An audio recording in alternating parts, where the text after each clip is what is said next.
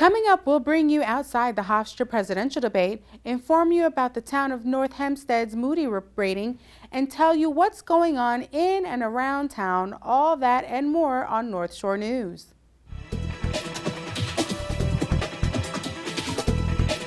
Covering your news and events from all over the North Shore, this is North Shore News on PATV.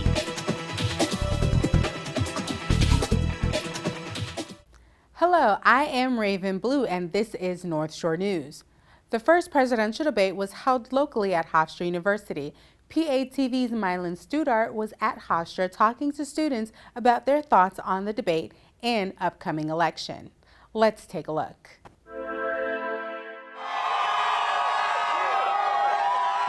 Hello everyone, this is Mylan Studart for PATV, and we're coming to you from Hofstra University at the first presidential debate between Donald Trump and Hillary Clinton here on Long Island. Today we're talking to millennials to see why they're one of the largest voting blocs in the country alongside baby boomers, but they're not excited enough to actually go out and cast that ballot.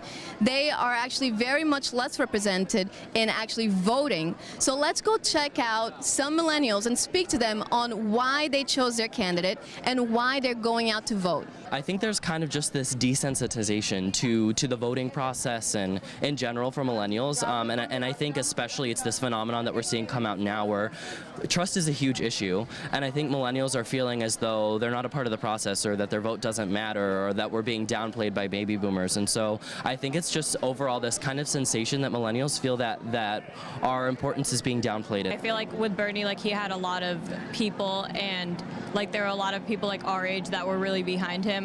So I feel like right now people are trying to identify with like one of the two, and it's really hard for someone to relate to like everyone with the topic, so they don't want to make the wrong choice. And I feel like eventually it turns into like they just don't know how to make the decision, so it doesn't end up actually getting voted on. Most millennials seem to be liberal and left-leaning, so if they don't come out, that's fine with me, because that's actually better for Trump. I do find that very concerning, especially because millennials are such a large chunk of the vote.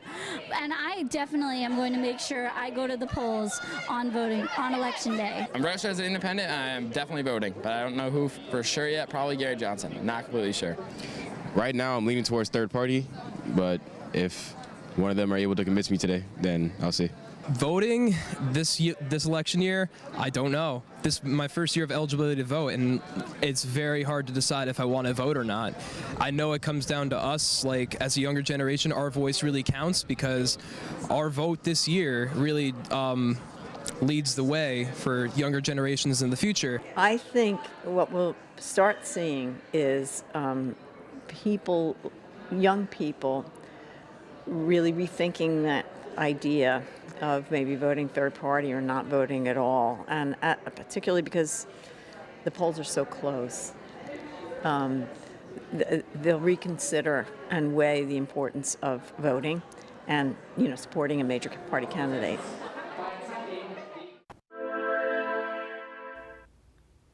In local government news, a Manhattan federal court canceled the October 6 GOP primary in the 3rd Congressional District, officially setting a November general election matchup between Republican State Senator Jack Martins and Democratic candidate Tom Suozzi.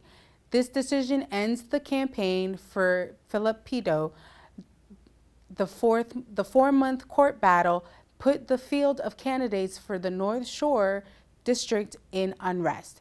Pito said in a statement that he is stunned at the Court of Appeals reversal that ended any chance of a primary between two equally validated candidates. Pito went to federal court after the June 24th ruling by the state Supreme Court, stating that there was not enough time to put him on the June primary ballot. Longtime Nassau County District 16 legislator Judy Jacobs died earlier this month at the age of 77. Jacobs died in her Woodbury home on September 13th after she fell and hit her head. Jacobs was recently diagnosed with a bone marrow disorder. A former school teacher, the 11-term Democrat is best known for her commitment to children, education, and families. Nassau County Executive Ed Mangano ordered flags at half-staff in recognition of Jacobs' service to the people. Jacobs is survived by 3 grown children and 9 grandchildren. Nassau County Executive Ed Mangano has included a public safety fee in his 2017 proposed budget. $105 will be added onto traffic and parking fines. The higher fees will offset a $78 million in added county expenses next year, $57 million of which are towards higher wages, pension contributions, and other employment costs. Nearly $64 million in revenue from the new public safety fee would help fund the hiring of 150 new uniformed police officers and 81 civilian public safety personnel, such as 911 operators and security officers. For the 5th consecutive time in 2 years, the town of North Hempstead has received an AA1 bond rating. The independent Wall Street bond ratings agency Moody's Investors Service affirmed the town's strong fiscal outlook for 2016. The town's rating reflects the expected maintenance of a solid financial position given management's conservative budgeting. The rating also factors the town's enhanced long-term financial planning and internal controls, a large and affluent tax base with high income levels and ample local employment opportunities. Town Supervisor Judy Bosworth states that the bond rating enables the town to keep low interest on their debts and lowers costs for taxpayers. Feinstein Institute for Medical Research scientists Dr. Betty Diamond and Dr. Peter Gregerson were awarded a 2-year, $3 million grant from the National Institute of Health to explore the relationship between a mother's autoimmunity during pregnancy and the risk of autism spectrum disorders in her child. The new sponsored study will explore if women with autoimmune inflammatory disorders such as rheumatoid arthritis, lupus, celiac disease, psoriasis, and inflammatory bowel disorders have increased levels of antibodies and are therefore at an increased risk of having children with ASD. The study will follow 4,500 pregnant women who deliver at Northwell Health hospitals and their babies for 2 years. For more information, visit www.feinsteininstitute.org. 2 newly released State Department of Health reports rank Long Island Jewish Medical Center in New Hyde Park as one of only 3 hospitals in the state with superior outcomes for certain types of open heart surgery, and North Shore University Hospital in Manhasset as one of only 4 New York hospitals with significantly better survival rates for angioplasty. In a separate report issued simultaneously by the Department of Health, North Shore University Hospital was among only 4 New York State hospitals and the only one on Long Island with significantly better outcomes for all angioplasty cases. To see copies of the report, visit www.health.ny.gov. Dr. Martin Dorflor, a physician at Northwell Health, received the Sepsis Hero Award from the Sepsis Alliance, though the award was recently presented at the 5th Sepsis Heroes Gala. Dr. Dorflor was recognized for raising awareness and working to shorten sepsis diagnosis time, a key factor in preventing loss of life. As a result of sepsis-related deaths within Northwell were reduced by nearly 70%. September is Sepsis Awareness Month. Sepsis kills 258,000 Americans each year. Here is some information about it. This is my son, Rory. One day he scraped his arm in gym class. 3 days later, he died in the emergency room. This is my daughter, Emily. She developed spinal stenosis and had surgery to help strengthen her back. 10 days later, she died in the hospital. This is my daughter, Katie. She was married soon after her 26th birthday. 3 months later, she died in the intensive care unit. Rory passed away from sepsis. Katie passed away from sepsis. Emily passed away from sepsis, an illness that kills 250,000 Americans every year. And despite having all the signs of sepsis, she was never diagnosed. Not one of his doctors suspected sepsis. If we knew the signs, If we knew the signs, If we had known the signs, she would have been treated. and would be alive today. Know the signs. know the signs. Know the signs of sepsis.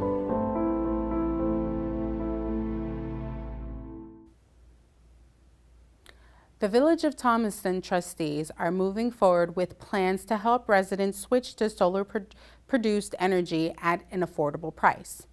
Representatives from Roslyn Heights-based green energy company, Green Logic Energy, appeared at the last Board of Trustees meeting to inform them on the services that they can offer the village. There is no agreement in place with Green Logic. They were invited to the meeting so that the board could ask questions about the process. Green Logic is one of 3 companies that the town of North Hempstead uses for their Solarize North Hempstead campaign. For more information on the initiative, go to villageofthomaston.org. The Manhasset Coalition Against Substance Abuse, better known as CASA, has received a $360,000 grant from the Cardinal Health Foundation to help with their efforts of medication disposal. CASA has also partnered with the town of Hempstead through the Stop Throwing Out Pollutants program, which encourages residents to safely dispose of prescription medication. PATV is proud to partner with CASA in their Safe Medication Practices for Life program to bring our viewers CASA's Prevention Through Connection TV series. For more information on these and other programs, please visit manhassetcasa.org.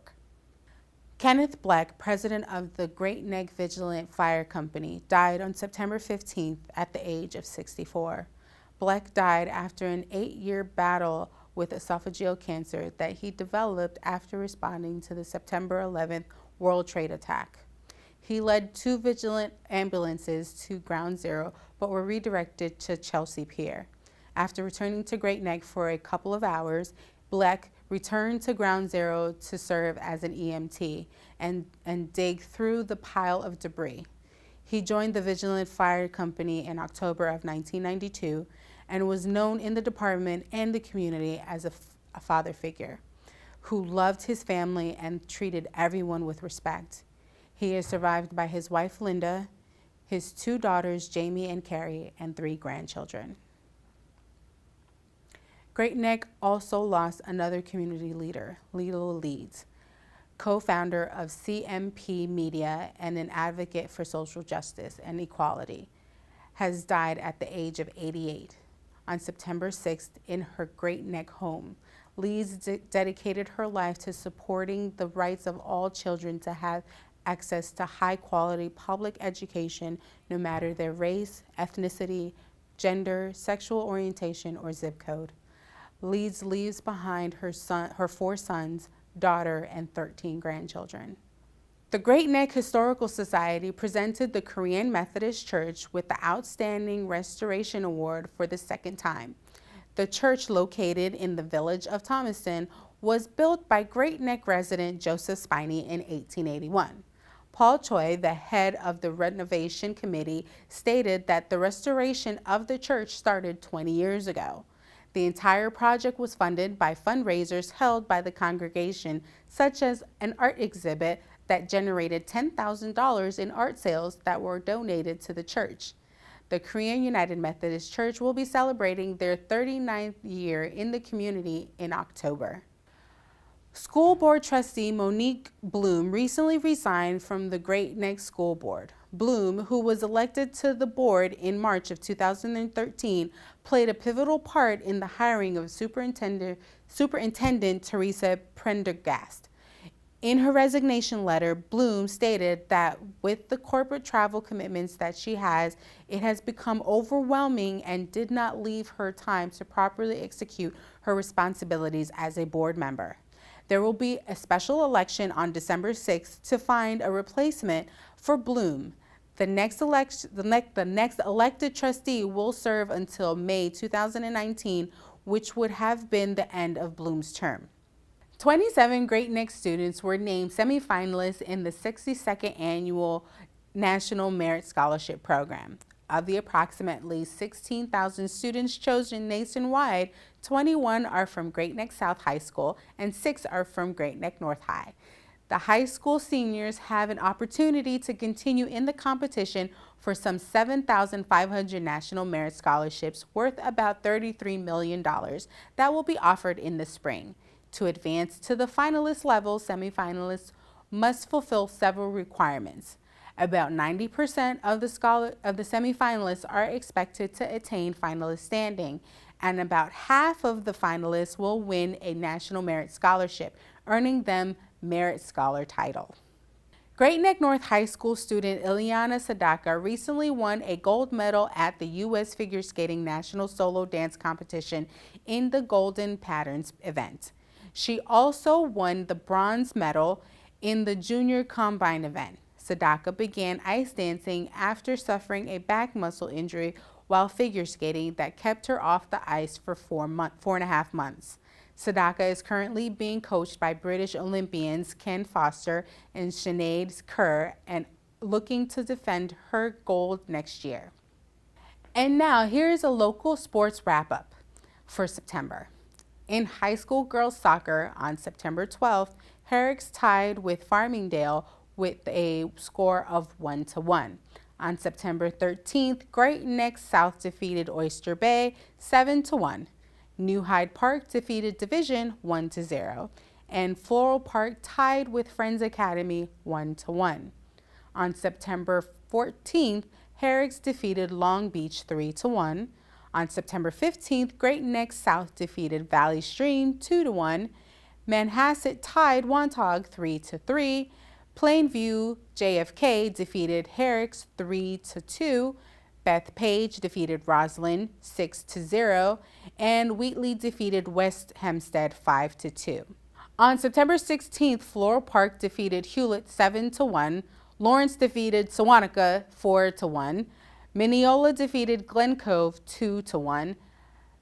Calhoun defeated Port Washington 3-2, and Manhasset tied Southside 0-0.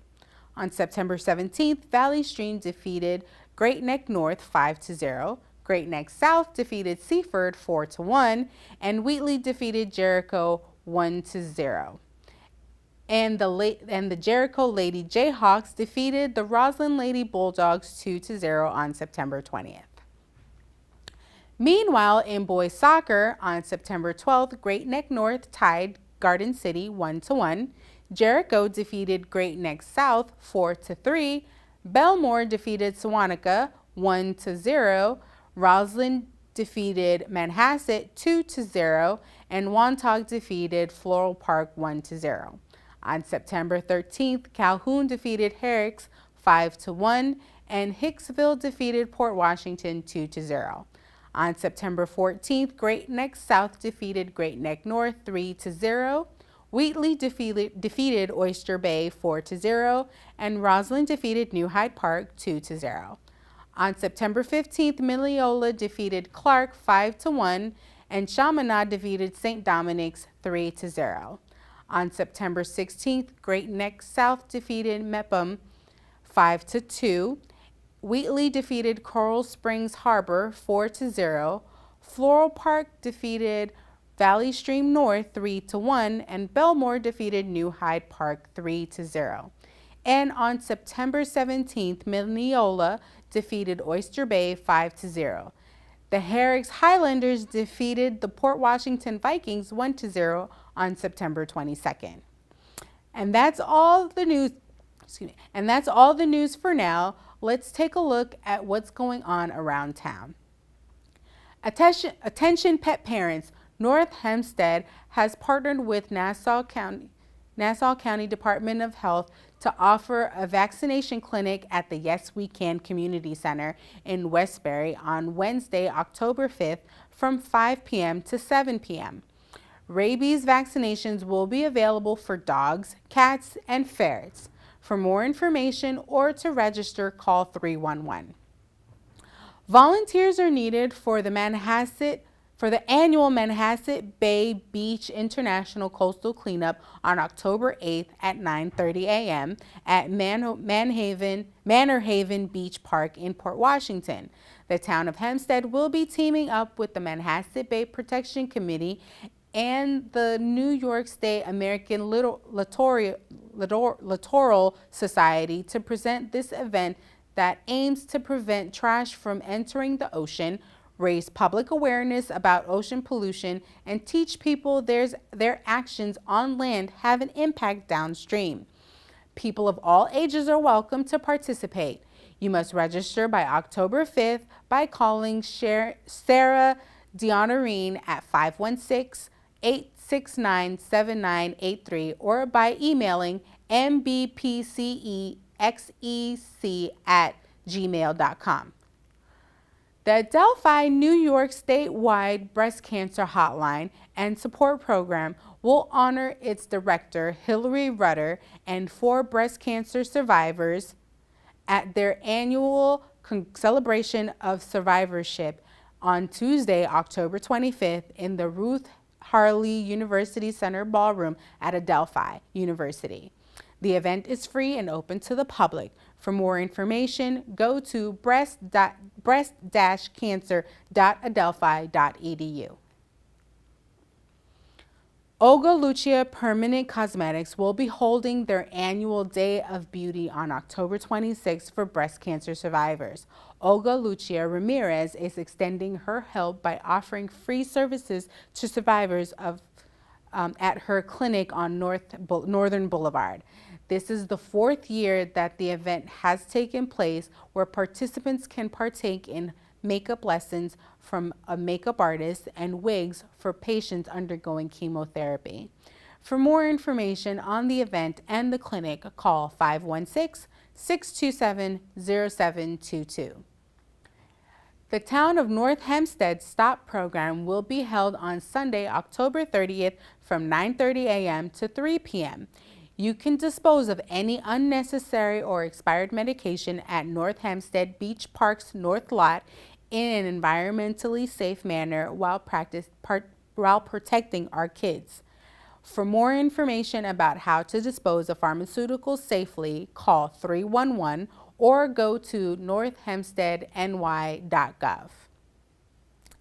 And that's all the news for now. For more information about North Shore News, you can visit us at www.patv.org or like us on Facebook. For North Shore News, I'm Raven Blue.